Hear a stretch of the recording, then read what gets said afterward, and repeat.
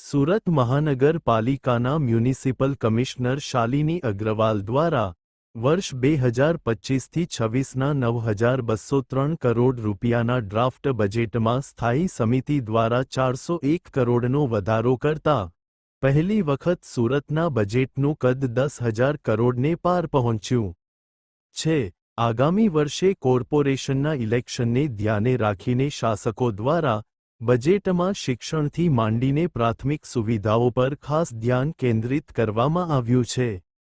બીજી તરફ વહીવટી તંત્ર દ્વારા રજૂ કરવામાં આવેલા ડ્રાફ્ટ બજેટ પૈકી 4,562 કરોડના કેપિટલ ખર્ચના બજેટમાં 341 કરોડનો વધારો કરવામાં આવ્યો છે અને આ રીતે જ 5,041 કરોડના રેવન્યુ ખર્ચમાં 60 કરોડનો વધારો કરવામાં આવ્યો છે।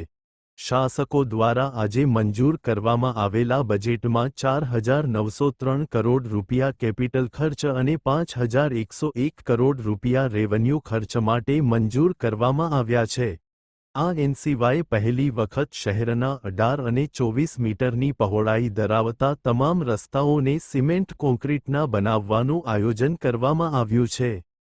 આ સિવાય વિકાસની ગતિને આગળ ધપાવતા સુરત મહાનગરપાલિકા શાસકો દ્વારા આ બજેટને શહેરના કદ પ્રમાણે વધારવાની સાથે હાલ અનેક આશા અપેક્ષાઓ સાથે વિકાસના કામોને સમાવિષ્ટ કર્યા છે। ત્યારે આગામી સમયમાં આ બજેટ જ્યારે સામાન્ય સભામાં ચર્ચામાં લાવવામાં આવશે ત્યારે અંતર્ગત વધુ વિગતો સાથે સુરત મહાનગરપાલિકાની આગામી વર્ષના આયોજનોની કાર્યોની સમીક્ષા થશે।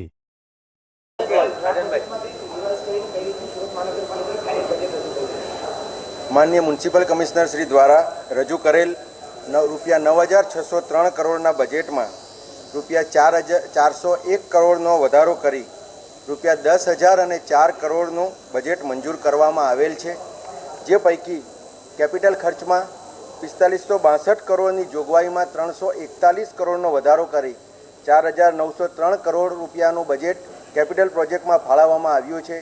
आ उपरांत रेवन्यू खर्च में 5,041 करोड़ में रुपया 60 करोड़नो वधारो करी 5,101 करोड़नु बजेट मंजूर करवामां आवेल छे।